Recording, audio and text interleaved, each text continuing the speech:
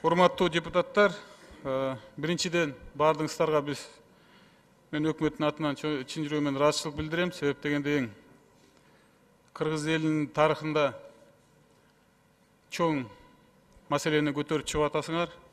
Мынакей дагы бул жерде комиссияда иштеген комиссиянын жетекчисине де Садыр Нуркожоевичке да мен ыраазычылык билдирем.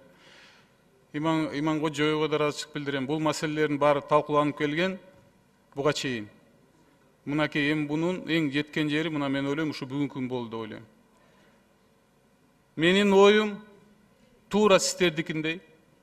Мен ойлойм, биз болсо 66,7%-ыбызды кандай бир финансылык афера менен 15 анан 33%-га алмаштырып алдык. Мен ойлойм, буну биз гана ошондой кадамга ошо жазаган кишилер чыккынчылыкты кылган деп ойлойм.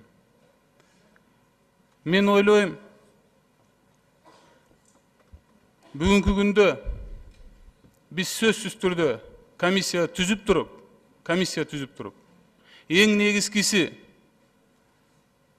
международдук экологический компанияларды чакырып туруп, аны керек болсо бюджеттен каржылап туруп, бул компаниянын экология жагынан карап туруп, биз ошонун жагынан штраф кылып туруп, ошонун аркасынан биз пакетибизди көбөйтсөк, бул мүмкүнчүлүк берет бизге.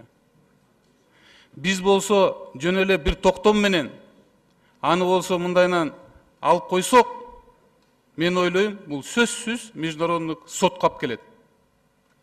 Ал соттун баасы мен ойлойм 2 миллиард эмес, ал 5 миллиардка чейин келет биздин мамлекетке.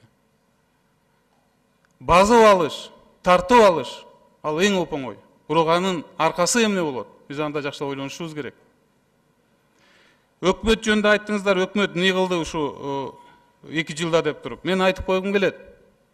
Өкмөт бир топ жазалбаган иштердин бул компанияга бир топ биз чоң иштерди жазадык. Мынакей 2 өкүл болчу совет директоровто. Биз аларды кызып отуруп, биздин соглашенияда ал көрсөтүлгөн 2 деп көрсөтүлсө да аларды мына 3кө жеткиздик. Бу да бир жетишкендик болду. Экинчиси, вице-президентти биз жанагы СНТРнын башкарууна киргиздик.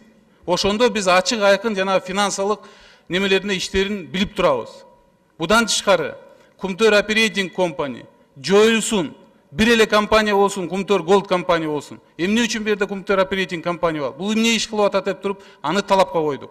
Ошол компанияга Кыргызстандын жараны финансылык директор болсун деп коюп атабыз.